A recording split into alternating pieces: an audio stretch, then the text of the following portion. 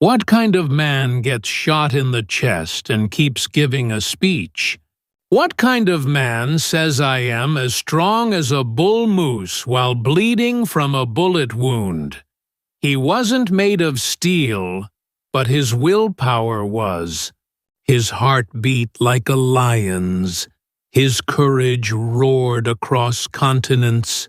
He hunted in Africa, charged into battle, fought corruption, and protected the wild lands of America. He faced heartbreak so deep it could have destroyed him. But he rose again, again and again. He lived fiercely, loved fiercely, led fiercely. His name, Theodore Roosevelt. And in just 30 seconds, you'll understand why the world never forgot him. The boy who was too weak to breathe became the man too strong to break. Hello, my amazing friends. I'm so happy you're here today. You are about to hear one of the most thrilling and emotional stories in history. And trust me, this one will stay with you. Welcome to Learn English with Stories 365, where your heart grows stronger and your English grows smarter. Together, we improve our listening, build vocabulary, and learn from powerful real-life journeys. This is not just English practice. This is inspiration, motivation, and education combined. So grab your headphones, open your heart, and let's begin the wild, fearless life of a man who lived like no one else. Theodore Roosevelt. Part 1. A weak boy with a big will. He was born fighting for breath. On October 27, 1858, in New York City, a baby named Theodore Roosevelt came into the world, but he wasn't healthy. He was small. He was sick. And every breath felt like a battle. He had asthma so severe he would gasp and cry through the night. His parents watched helplessly as their son struggled just to stay alive. Doctors told them the truth. This boy might not survive childhood, but Theodore was no ordinary child. He hated being weak. He hated missing out. When other children ran and played, he sat inside, reading, coughing, wheezing. His body was failing him, but his mind was on fire. He read everything he could. Animals' wars, history, nature, adventure. While other children played with toys, young Theodore devoured books like they were treasure.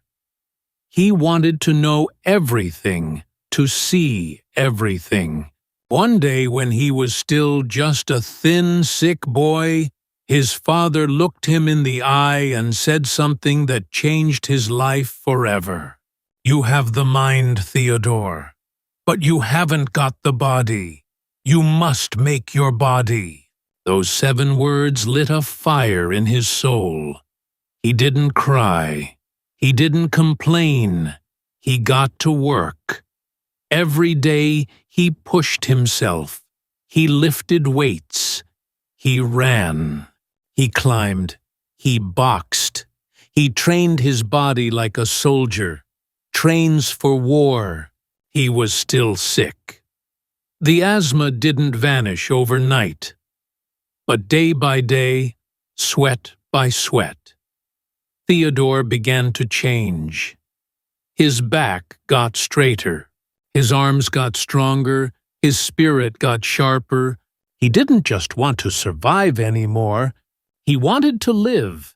He loved nature, he loved exploring, he loved animals, trees, rivers, and mountains. He would write about birds and insects with more passion than most adults write about love.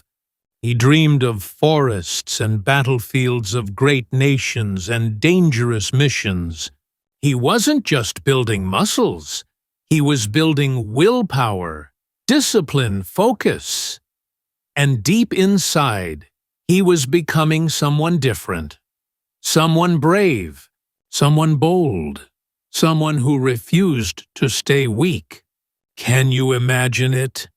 A sick child with a wheezing chest, running through the woods, refusing to quit.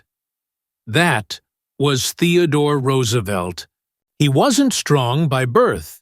He built his strength with sweat, tears, and endless fire, and soon the world would begin to see it. But what happens when a boy with such passion faces his first great heartbreak? Stay with me. His journey is just beginning. Part 2. Love Loss and the Darkest Day.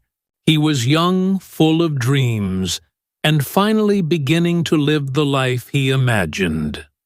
At just 18, Theodore Roosevelt entered Harvard University. He walked with purpose. He studied hard. He stood out. People noticed his energy, his fire. He wasn't just smart. He was passionate, full of ideas and ambition. And that's when he met her, Alice Hathaway Lee. She was beautiful, graceful with a smile that stopped time. Theodore, usually bold and confident, became shy around her. He had faced disease, pain, and hardship, but now he had fallen in love. Deep, pure love. He wrote in his journal, "As long as I live, I shall never forget how sweet, how lovely she looked." And Alice, she loved him too. They married in 1880. It was a fairy tale wedding. He called her his shining light. They moved into a happy home, a home filled with laughter, books, dreams, and hope. Then on February 12th, 1884, something magical happened. Alice gave birth to their first child, a daughter. Her name was Alice Lee Roosevelt. Theodore was overjoyed. His heart was full. But just one day later, everything collapsed. February 13th, 1884. A day he would never forget. First came the call his mother, Martha Roosevelt, was dying upstairs from typhoid fever. Then just hours later, his beloved wife Alice died from kidney failure. On the very same day, the same house, the same date, one floor apart. His mother and his wife gone. In his journal, Roosevelt wrote just one big X across the page. Then 4 words: "The light has gone out." He was only 25 years old. He had built his body. He had built his dreams. But now, his soul was shattered. So what did he do? He disappeared. He left politics. He left the city. He left behind everything, with a broken heart and a baby girl. Theodore Roosevelt rode into the American West, into the wilderness, into the cold, open land where pain could scream into the sky and the wind could carry away his sorrow. He became a cowboy in the Badlands of North Dakota. He rode horses. He chased thieves. He hunted buffalo. He fought the brutal winters with frost on his beard and fire in his eyes. He was not running away. He was healing. Every sunset over the prairie, every ride across the frozen plains, every moment of silence in the wilderness brought him closer to his soul again. Out there in the wild, he remembered who he was. He remembered the words of his father, "Make your body." Now it was time to make his spirit. And he did. He returned from the West stronger, harder, wiser. Not just a man with muscles, but a man with purpose. He picked up his broken heart, carried his daughter in his arms, and walked back into life. What do you do when life takes everything away? If you're Theodore Roosevelt, you rise. You rise with courage. You rise with grit. You rise and begin the next great battle. And for Roosevelt, that battle was waiting just over the next hill. Part 3. The Rise of the Rough Rider. Theodore Roosevelt returned from the wilderness with something different in his eyes. Still, he had faced love and lost it. He had faced death and survived.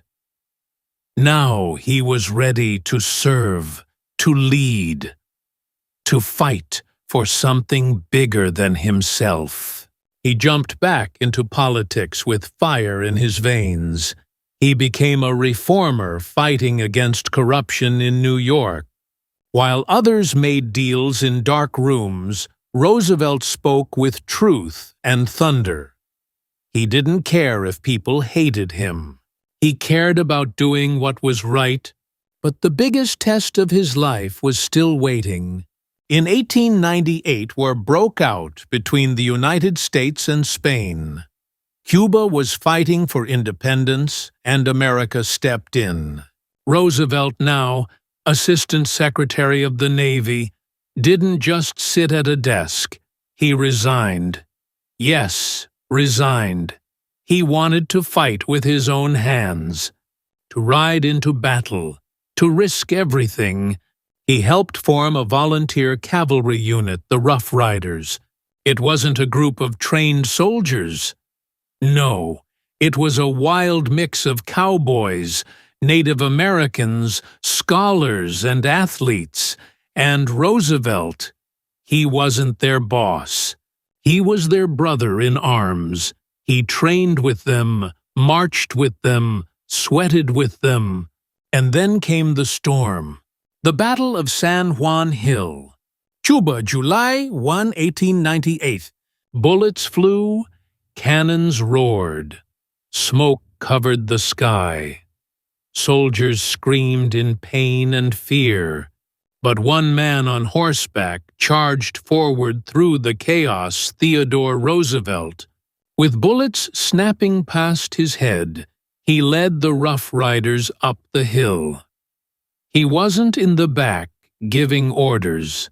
He was at the front, sword drawn, shouting, "Follow me." It was a moment burned into history.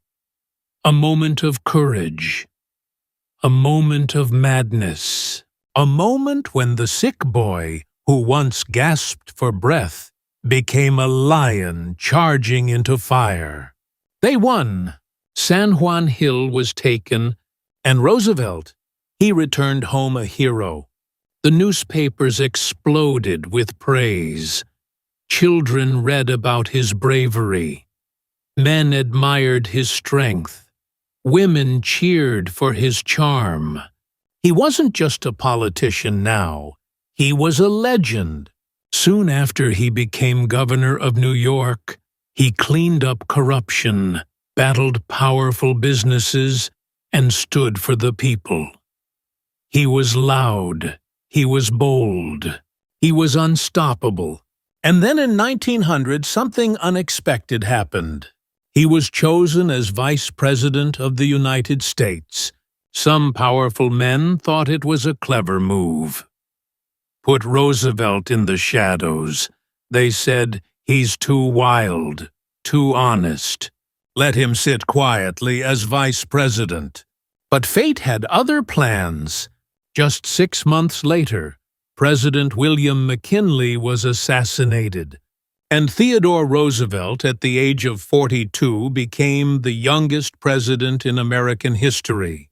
The boy who almost died in childhood, the man who charged into war on horseback, was now the leader of the most powerful nation on earth. He brought with him a new style. Not soft, not fake, not quiet. He believed in action, in power, in justice. His motto, "Speak softly and carry a big stick." He spoke of peace, but he was ready for war. He believed in fairness, but never weakness. He challenged greedy corporations, protected workers, and inspired millions. Can a warrior become a wise leader? In Theodore Roosevelt's case, the answer was yes. He was a president who read poetry, lifted weights, boxed in the White House, and still found time to write books. He was energy in human form, a hurricane in a suit. But even after becoming president, his greatest battle was yet to come. Because true greatness isn't just found in power. It's found in what you protect, and Roosevelt's next mission would not be on a battlefield, but in the wild, beautiful heart of nature. Part 4. The President Who Saved the Wild. He stood at the edge of a cliff, looking out over mountains, forests, rivers, and skies so wide they seemed to touch eternity. This was not a palace. Not a battlefield, not a city, but for Theodore Roosevelt, it was holy ground. As president, he had power, he had fame. But what he loved most, what moved him most, was nature. He remembered being a boy sick and fragile, reading about animals and exploring fields near his home. Nature had always healed him, strengthened him. Now he would return the favor. Theodore Roosevelt became the first president in history to fight for the environment. While others talked about money, land, and politics, he talked about trees, birds, rivers, and the soul of the land.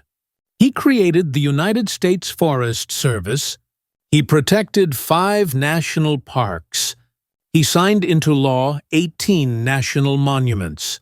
He preserved 230 million acres of wild American land, forests, lakes, canyons, and deserts.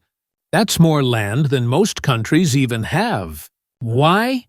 Because he believed the land did not belong to corporations. It did not belong to the rich. It belonged to the people, to the future, to children not yet born. He said, "The nation behaves well if it treats the natural resources as assets, which it must turn over to the next generation increased and not impaired." He saw trees as more than wood. He saw rivers as more than water. He saw nature as life itself. But Roosevelt wasn't just planting trees. He was building nations.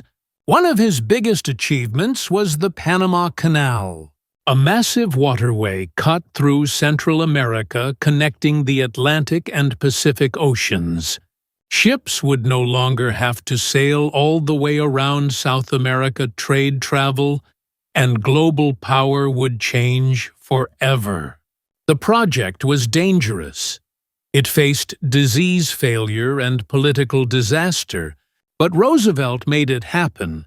He said, "I took the canal zone and let Congress debate, bold, brave, decisive." And while he could be fierce, he also believed in peace.